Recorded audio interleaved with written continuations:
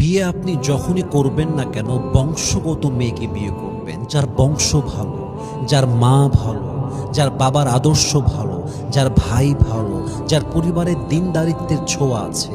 আরে ভাইজান, যেই মেয়ে বিয়ের আগেই মেসেঞ্জারে 4টা বয়ফ্রেন্ড, হোয়াটসঅ্যাপে 3টা বয়ফ্রেন্ড, ঘুরে বেড়ায় পার্কে, ঘুরে বেড়ায় হোটেলে, ঘুরে বেড়ায় কক্সবাজারে, এই মেয়ে চরিত্রবান কেমনে হবে? এই মেয়ের ভেতরে আপনি দিনদারিত্ব কেমনে খুঁজে পাবেন? মাথায় রাখবেন, বংশগত মেয়েকে বিয়ে করলে আর যাই হোক না কেন, মেয়েটা আপনাকে নিঃশেষ করবে না, মেয়েটা আপনার সম্মান ডুবাই দিয়ে যাবে না। কারণ বংশগত নারীরা কখনো সহজে খারাপ হয় না। বংশগত নারীরা অন্যের সম্মানে আঘাত করে না।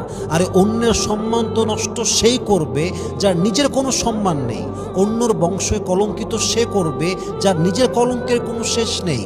অতএব মাথায় রাখবেন, যেই মেয়ের কাছে আদর্শিক কোনো শিক্ষা নেই, যার মায়ের কাছে কোনো আদর্শ নেই, যার মায়ের কথার মধ্যে চরিত্রের কোনো ছোঁয়া নেই, ওই নারীকে বিয়ে করলে আপনার জীবনটা এত জাহান্নাম হবে যা আপনি কল্পনাও করতে পারবেন না। ঠিক কিনা বলেন? এমন বংশে বিয়ে করবেন যেই বংশে মায়ের কথার আগে বাবার কথার গুরুত্ব থাকে বেশি, যে বাসায় বাপের কথার আগে মায়ের কথা শোনা হয় বেশি, ওই বাসার বংশ কখনো আহামরি ভালো বংশ হতে পারে না। এই জন্য, কারণ পুরুষকে আল্লাহ নেতৃত্ব দিয়েছেন, নারীকে নয়। এবং মাথায় রাখবেন, যে বাসায় একজন মা তার স্বামীকে সম্মান করে, সেই বাসার মেয়েটাই তার স্বামীকে সম্মান করতে পারবে। ঠিক কিনা বলেন?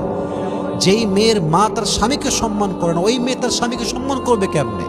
অতএব বংশ এমন দেখে বিয়ে করবেন যে বংশে স্বামীর সম্মান আছে, যে বংশে নারীর মর্যাদার সম্মান আছে, যে বংশের নারী জানে আমার ইজ্জত আমার কাছে সবচেয়ে বেশি দামি, যে বংশের নারী জানে আমার সম্মান, সততা, চরিত্র আমার সবচেয়ে বেশি দামি।